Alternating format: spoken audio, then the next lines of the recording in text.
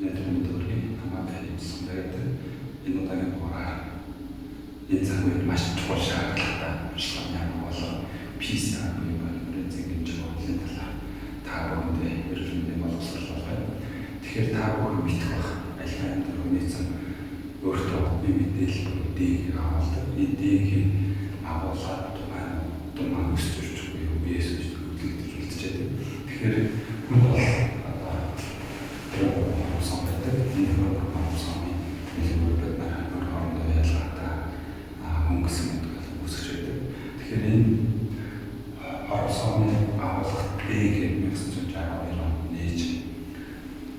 James Watson гэх эрдэмтэд нийслэлээр Нобелийн шагнал авсан байдаг.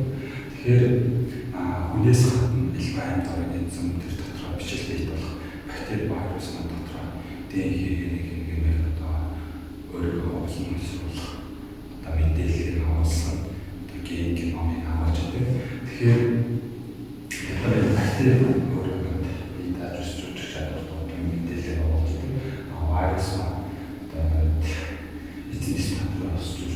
Вирус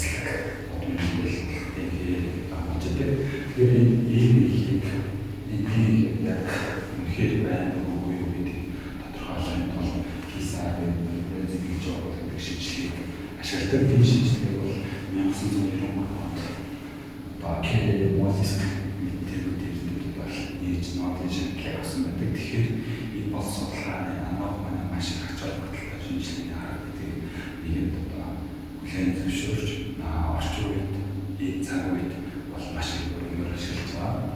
Тэгэхээр энэ алхайн дөрвийн мэдээлэл авах хэсэг эсвэл энэ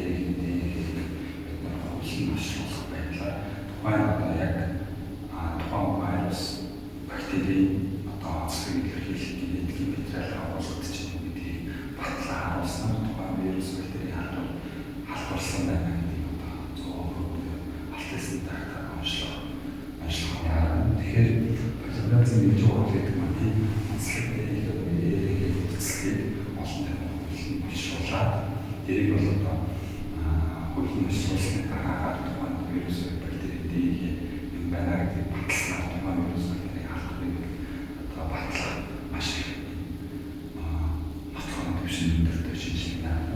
Тэгэхээр энэ полимеризм гэж бол үнэлгээний буюу антиорганизмын материал өөрөлдөө 96 градус орчим хос уцлаг салж давцлаг дээг үүсгэдэг. Энэ салсан ДНХ-ийг тухайн полимеризм гэж оруулж байгуулах параметр ДНХ полимериза гэсэн фермент латит гэсэн зүйлүүдийг нэмж өгснөөр 58 градус орчим хөрвөөр энэ давцлагын ДНХ-д болохоор өөрөөсөө яг одоо мэдээлэл болгох эсвэл холбогдох шинжилгээтэй параметр гэсэн үг юм аа. Энэ экстрем тухайн хосмолыг талнаад гаргаж хэсэгт дээг полимериза гэсэн үлээдэг гэсэн оруулж бичсэн дэлгүүр энэ дамжлагыг нийлж таваа уцлагыг үүсгэж өөрөөр хэлбэл уцлагыг байсан бол энийг нэг зэрэг хэрэгжүүлсэн. Энэ зэрэг явуулж босоод хоёр ширхэг дээг үүсгэн 2 4 4 8 8 10 гэх мэт геометри прогресс үүсгэх байлаа. Маш их хэмжээний дээг буюу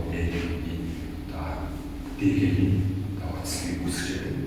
Тэгэхээр энэ болохоор полимеризм гэж бол нэг циклийг тодорхой 30-40 минут орчим циклийг даахад нэг тэрбум дэгийн уцлаг үүсгэх энэ тэрбум уцлаг үүсгэх нэг электрокализер үйлдвэрлэх эсвэл энэ пример дээрээс нь проб гэмээр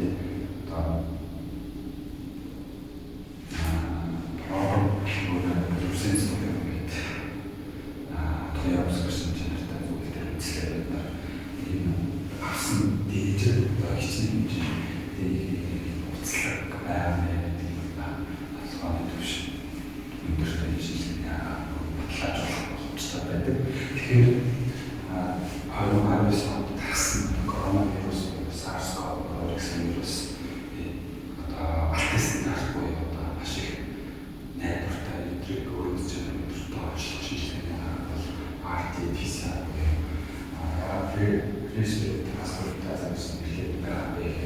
Энэ вирус маань мэдээлэл буюу тарцлаг мэдээлэл авалцдаг. Энийг бараг эргээр трансфертаз гэсэн ферментийн хэлбэр синго дээр буюу тарцлагыг үүсгэж байгаа. Энэ тарцлагыг бид нар ферментийн хэлбэр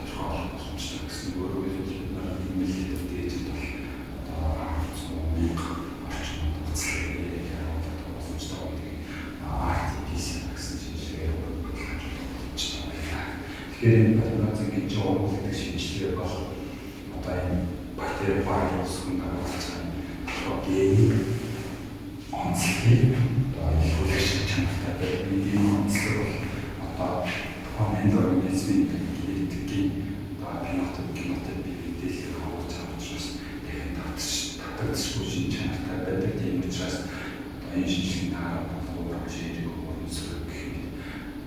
Ураг зүрхний гарах магадлал маш бага. Өөрөөр хэлбэл коронавирусын геном авах мэдээлэл одоо эрийг одоо энэ байна гэж батлуулах энэ тодорхой ээжээр бол коронавирусын одоо вирусын алдаа байна гэж үздэг. Тийм болохоор бид баг шинжилгээ авах одоо яаж байгаа хүн хамраа хамгийн өндөр хамраа зөвлөж байгаа. Энэ бол хүн хамраа дээж аваад максимум хамраа зөвлөлтөөр болсон хэлээд энэ хамраа болохын агуулж коронавирус үүрэг хаалт өөрөөр хэлбэл асуусан аваад тэрийг болсон хэлснээр энэ ашигтай мэдээлэл одоо коронавирусын дээж болдог. Энэ коронавирус дээр одоо өөртөө мэдээлэл авч байгаа. Энэ нэрийг тодорхой оруулж задлан сүнсийн билүүгээр одоо эрийг ялгаж байгаа. Энэ гэсэн оруулын билүүгээр улсын байдлаа маш их өсрүүлээд тэр хийсэн тэр болчихж байгаа. Одоо улсын сигнал байдлаар компьютертэй одоо тухайн хагас хэлбэр үүсгэх гэсэн коронавирусын хэмжээ бүрд боломжтой байдаг. Тийм болохоор энэ шинжилгээ болсон мэдрэгч өөрийн чадвар өндөртэй онцлогооны чухалч бодлоо шинжилгээ шүү гэдгийг ойлгомоор. Тэгэхээр та бүхэндээ энэ талаар тодорхой хэмжээний ойлголт авсан бол манай YouTube сувыг subscribe share гэж туслаа. Тэгээд тааж байгаа